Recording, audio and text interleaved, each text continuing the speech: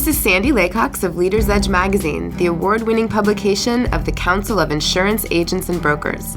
I'm here with Roxanne Kaufman Elliot, president of leadership development firm ProLaureate. Roxanne is working with the Council's HR Working Group on the Leadership Challenge, a year-long workshop that will help them become more strategic business partners in their firms. Let's hear how Roxanne breaks down the Leadership Challenge framework and discusses its impact in the workplace. So, Roxanne, let's start with a little bit on your background and how you came to be involved in the Leadership Challenge. Thank you, Sandy. I started with the Leadership Challenge, I think it was 12 or 13 years ago, just after I had started my business prior to that, but I was only a few years into it. And I was doing executive coaching through a couple of different organizations. One was the YWCA. They have women's programs for leadership development for the executive level and emerging leaders. And we wanted to use a really, really good 360 for them. So we looked around, and I had used many different ones prior to that time. And we happened upon the Leadership Challenge and the Leadership Practices Inventory. Brilliant. It's just amazing. So I've been working with it for all of these years. And the beautiful thing, there are many about this particular 360 and also the whole process of this leadership development, is that it's not something you need to be certified in to use. Jim and Barry, the founders of this, have made this available worldwide. So in the beginning, I was pretty much self-taught. But then I went through so many years of using it, I got my certifications and so forth. So that was my introduction to the Leadership Challenge. And the reason that I like it so much is that it is profoundly simple. Not easy, but profoundly simple. You see the 5 practices, you see the 2 commitments for each practice, the 6 behavioral statements, all based on over 3 decades of really, really, really extensive research. So it's wonderful because it measures leadership, if you've ever read the book Good to Great, at level 5.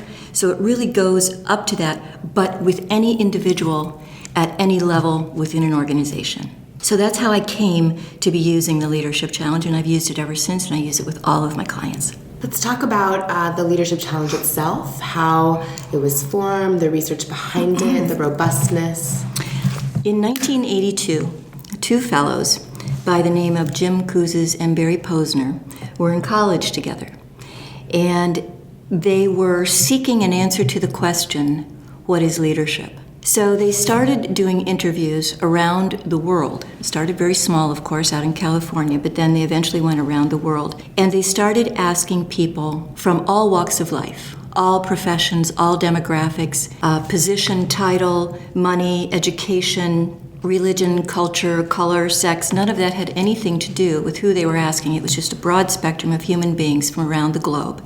And they asked them one question. Talk to us, tell us what was going on when you were at your personal best. What was your personal best? They asked this question of actually millions of people, and they started seeing the answers come together with some common threads running through what they were finding. And that evolved into the 5 practices of exemplary leadership. So they started doing more surveys, more research, diving very, very deeply into this. And in addition to asking what was your personal best, they started asking, what do you think is leadership? What is it? And again, everything started to intersect with these 5 practices. So they kept going after it, trying to break the code, so to speak, trying to say, you know what, no, this isn't real, no, it isn't real, but it kept coming back, yes, it is. So the 5 practices were formed as really the structure around the whole Leadership Challenge.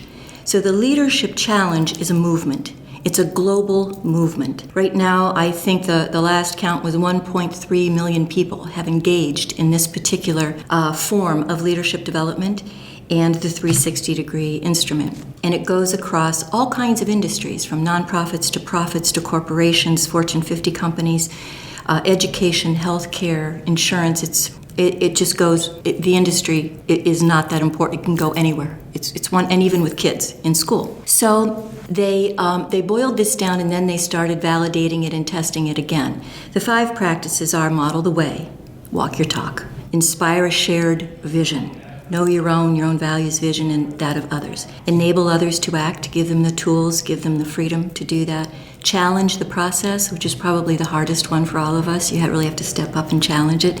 And then finally, and my favorite, quite frankly, is encourage the heart.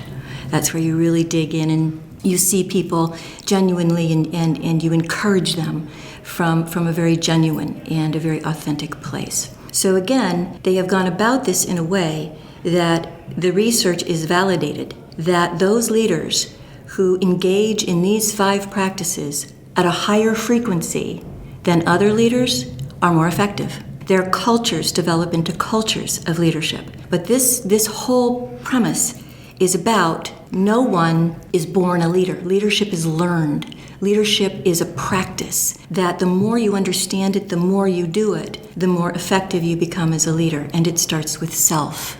So the common equation here is that leadership is not title, it's not position, it's any of that. Leadership is self-development.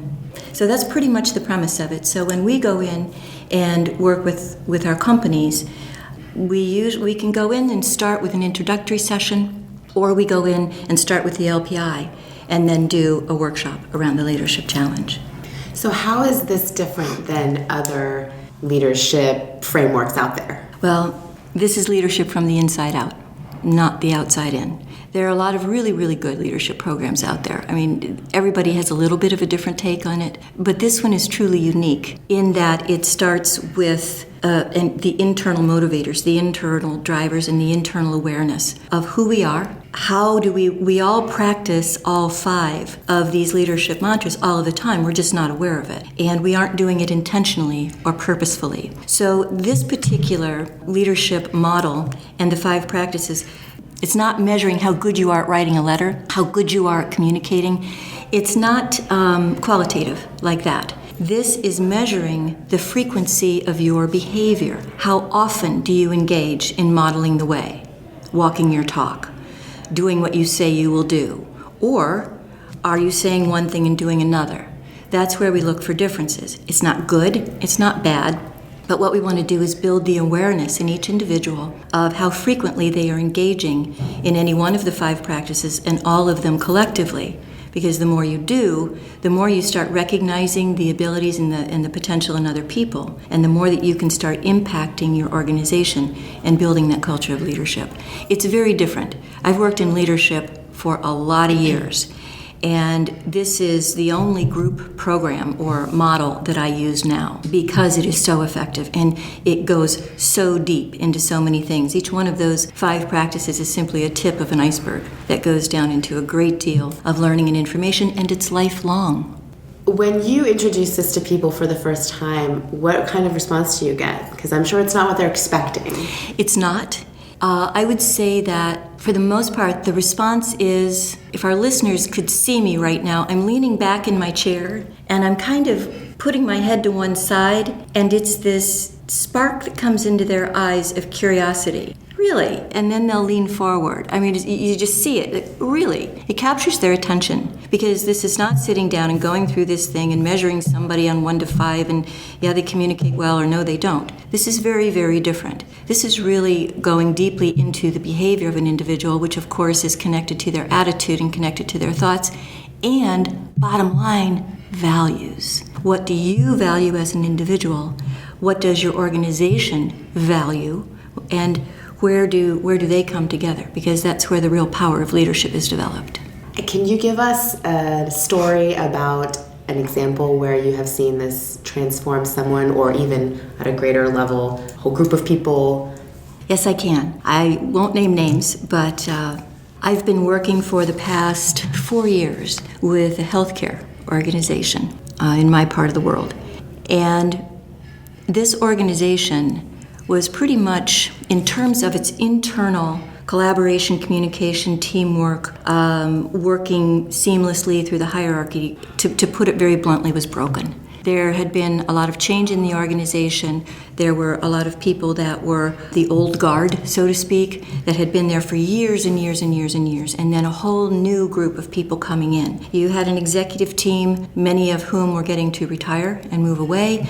There was not a lot of succession planning that had been done with leadership coming up through the ranks, but this middle sector of particularly the RNs, the chief nursing officer, and that group were a magnificent group of people with high potential, and they had nowhere to go with it. They didn't know what to do with it. So we came in and we did a few general introductory sessions, and then we went deeply into the leadership challenge. We did 360s, the LPI, the leadership practices inventory with everyone. We came back, we debriefed those. Now, usually, Sandy, when I do these, it's usually a 2-day workshop. This lasted over a year. We built this program into a year-long program. It was amazing. We met every month for about 3 hours, this whole group and I, and we went through each one of the leadership challenges in depth and connected it directly to the values, the vision, and the principles of the organization and their strategic plan going forward, and how to connect all of that. So these folks in the middle of the organization were the heart of it, the lifeblood. They've completely turned the organization around. Still some work to do. Like I said, this is lifelong learning, and there's no silver bullet here at all. But they have really managed to grasp these, and they're dealing with very, very difficult patient scenarios and relationships, and this has helped them to really connect in a different way, not only with colleagues, but the people they're serving. It's a case study. It's a beautiful thing to see. It's a lot of work, but it's a beautiful thing to see. So let's talk about insurance specifically. You're working with our groups here. Can you talk about how that may present its own unique challenges, that may be something different that you've not seen? Well, first of all, let me say I love this group. They are so engaged. I do work with, when you think about insurance, think about the law, think about accounting, CPAs, finance, a lot of different highly professional groups that there are a lot of rules, regulations, processes, and procedures that need to be followed. So there's a lot of left brain going on there, which is great because it's structured and you know exactly what T's to cross and I's to dot and so forth. But I will tell you there's nothing more satisfying to someone like me who facilitates and coaches in this leadership area to see a group of people light up around what this is about, because this gets to the real driver of all of the excellence in a high stakes profession like insurance or like some of these other professions I just mentioned. So the challenges are, and I always start with everybody asking them to please open their mind, to please embrace change, to please let's set everything aside for a moment and let's just think a little bit differently about the way we interact with other people and with our organizations, and think about, and it kind of freaks them out a little bit because I go right to the heart right out of the gate because this is where it starts. And even Jim and Barry talk about this all the time. You know, the core of this leadership is connecting with other human beings and finding our best, and those areas we need to work on, sure, and work on those, but it's really connecting with people on a different level than we're used to doing, and especially in high-stake industries like these. So the challenge is getting everybody to kind of feel okay to step away from some of that really structured left brain thinking and go to the right brain and say, let's really talk about this. What is modeling the way? When it really comes down to it, how do I do that? How am I seen doing that? And what I think I'm doing, do other people see that in the same way, or is there something different? And how can I be better at that? It gives you pause, and I will tell you, especially in our world of this massive, relentless, constant communication, to pause, take a step away from that, and get back in touch with the human heart and the human brain and why we do what we do, and that to be successful, no matter how much technology we bring into our lives and our businesses, one thing remains constant: human beings. As far as I know, I think we're pretty much always going to have that until, we spin off into the universe somewhere, right? So that's, I love the challenge, this, because it really changes your thinking. I'm working with another group right now in the banking industry, and the one thing they keep saying to me is, Roxanne, you're changing the way we think, and that's a good thing. I've never thought this way before. I got to get my head around this, right? So it's different. In these industries, these high-stakes industries that you're working in, how do you work with a team like you're working with our group? How do they go back to their organization and sell that? We have to think differently. We have to think about the heart and all of that. How do they go back and implement that more fully in their organization? Behavior. I would never encourage anyone to go back to their organization to try to sell this to anybody, because it's too organic for that. And I don't mean that to sound like it's out in a cloud somewhere. This is really hard work. And it is very structured, and it is very specific in the way you go about it. But I think the best way to start to bring this to an organization is, first of all, when you leave the workshop, there are certain goals. You have a plan, you have a strategy, you have action steps to implement, and it's all based around the work that we've done in the Leadership Challenge and the 360. And you monitor that. And with this particular group, we're doing this over a period of time. So in between times, I'm going to be connecting with everybody through the internet, where we're setting up a really cool way to communicate so that I can check in and coach along the way as we go, because we want to see marked improvement as based on the 360s. So as the leaders go back to their organizations and they start implementing their own individual changes with their own leadership behavior, and then engaging their teams in that, and then they go back to their manager meetings or their executive meetings and they talk about it, the others in the organization start to go, whoa, we're starting to see some real change here. Look at the communication between this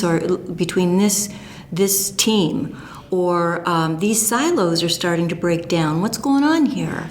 And then the leader can speak to that and say, well, I'm working with the Leadership Challenge, and we're really very dedicated to seeing if we can move the needle with this, to see how it works. Evidence-based leadership. It's gone on, like I said, Sandy, for over 3 decades. We see it with everyone that we work with. The needle gets moved when the people are really engaged and when they're really committed to the process. How do they demonstrate that needle moving for anyone? Yeah, well, like I just said, think about an organization that has very distinct silos. And I know in my own corporate experience, the biggest silo was always between marketing and sales, right?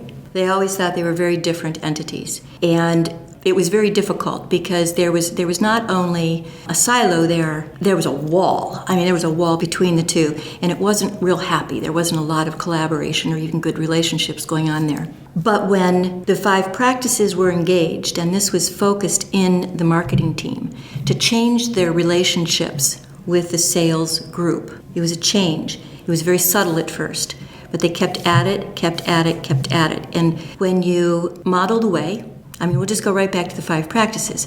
So you think, okay, well, I'm walking my talk. I'm doing what I say I'm going to do. I follow up. I keep my commitments. And then you go to your 360 and you see maybe some salespeople on there were part of it. You don't know who they are. It's all anonymous. But you're seeing comments and you're seeing some ratings on there that say, wow, I don't always follow through. I'm not on time.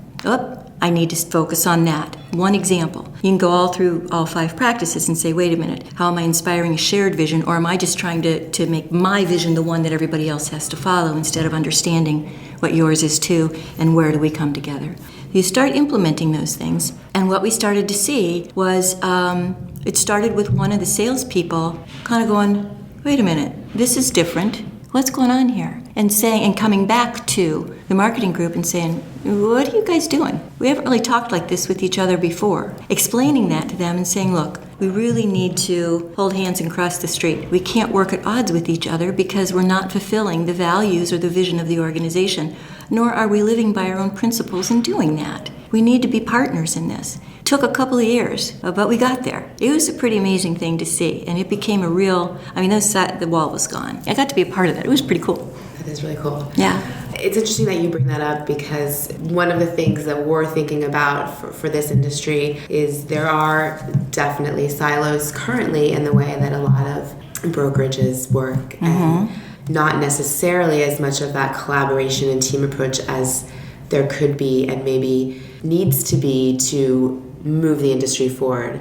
Is that coming up at all as you work with our group? It is. Yeah, and I think those are some of the things that everyone is specifically, we get right down into, okay, where's the needle right now? Just take that specific example that you just said. Where are we right now and where are the trouble spots? Pause, look out into the future. In an ideal world, what would that look like? Then, let's go back. Here's where we are. Here's where we need to go. Where can we apply? Where can we look at our behavior, modify our behavior, increase the frequency of our leadership behavior to start closing that gap? So when you start where you are, you look out here, you can measure that along the way, and you can even put very specific goals to that. So in 90 days, let's say there's one trouble spot. with one group that you need to, let's say the primary goal is to open up communication on a more regular basis. How do you measure that? Where is it now? There's nothing. Where do you want it to be in 3 months? That we talk regularly, once a month. Where do you want it to be in 6 months? We talk once a week. We have like those stand-up speed dating meetings, 10 minutes, bam, on a Friday morning from 8 to 8:10. Everybody gets their stuff done. You start building the connections. That's when you start to see the needle. You start to see it. It's very tangible when it comes into practice. So you are about to, after this, go deliver 360-degree feedback, I believe. Yes. Can you talk a little bit about how you do that? I understand that it's a pretty, delicate process. It is. And sort of what you're anticipating in the next hour or so. Right. And just walk us through that a little bit. Well, first of all, everyone has completed the way the 360 works, just briefly, is that the person who is taking it is the leader. And then they select a group of what we call observers. It's like every other 360. That's why you have to get a 360-degree view of this. So you take your self-assessment, and then we ask that you have at least 7 to 10 observers, if not more, so we can maintain the anonymity of the assessment, because we don't care who's saying what. Once those are all completed, we tally up the reports, but I don't show the leaders the reports until we actually get in the session and we're ready for that. So the first thing we do is do a little bit of a review. At this point, we've already had the tee up, we've had an introductory session. So everybody understands the 5 practices, they're getting to understand this whole model of leadership and what the 360 is about. So then I use a fictitious 360, and I walk through the entire report. They don't have theirs yet. So we walk through that step by step so they understand how to read it. They understand going into this that this is not about good or bad. Don't look at the numbers, look for measurements. And this always gets a chuckle. Feedback is a gift. It really is. I have to repeat that several times. I don't have to, but I do. You have to accept it as a gift. So that when you look at this, we want to get your initial reactions. So I walk them through Amanda Lopez, a fictitious person, 360. And that takes some time because you really want to make sure they understand how this goes. And the format of the 360 is beautiful because it gives you an overall rating. It shows your observers, all of them broken down, but not that you can tell who it is. Comparisons, bar charts. I won't go into all that detail, but it's an amazing assessment. We walk through all of that, do a Q&A, and then I say, okay, this is where I'm going to go quiet because anything I have to say once I hand out those reports will not be heard. Everybody's going to dive into them. So now they understand a little bit of what they're looking for, but they haven't seen their feedback yet. So I go around and I hand out the 360s, and I give everybody about 20 minutes just to digest the information at a very high level. Then we have a workbook that we download for them from the LPI online site, and we start there. And we start breaking it down. I put them into pairs and into table groups so everybody has a colleague that they can work with and bounce ideas off of. And the first question we ask once we all come together again is, what was your first impression? Were you upset? Was it totally what you expected? Are you angry? Are you confused? Are you want to jump off a bridge? We'll save you. Let's not go there. And so we walk through the entire assessment. And from that, we see where each leader is exhibiting frequency and where their frequency is lower in some of the other practices. So we start measuring that. We start building strategies around that. How can I be more effective? How can I increase my behavior here? We look at the differences. The differences really are very, very intriguing because if you've rated yourself as having a high frequency in one of the practices and you see that your observers have rated you much lower, there's a difference in perception. You think you're doing something, but nobody's seeing you do it. So we got to figure out what that is. So we go through all of that, and then we talk about, okay, what's the plan for 3 months, 6 months, a year? We encourage everyone to retake the LPI in a year to see how, because then you'll see how you move the needle if you're in the same place working with the same peer group. So we'll do that. So it's all very, very logical. It follows a sequence, and it's very practical once you go back in. That makes a lot of sense. I'm sure you get a wide variety of responses. We do. We do. And every now and then we get some outliers. It's very interesting. We have those conversations too. There's a lot of reasons for that. Right. Yeah. Is there anything, before we sign off, that Any final thoughts you want to leave us with, things that we should know about this, or just an interesting anecdote? Well, something I think it's worth considering is just looking at this particular model of leadership, because it is different. It's all about, if you just read even just some of the things that Barry and Jim have written, you'll understand what very special human beings these fellows are. They're very analytical.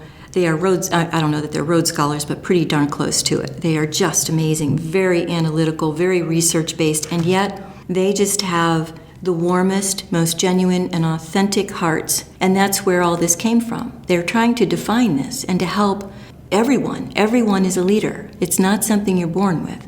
So think about your organizations, think about your firms, your companies, and where are you right now in terms of your effectiveness, your success? Bottom line, absolutely, because this is what leaders do. We drive results. No mistaking that.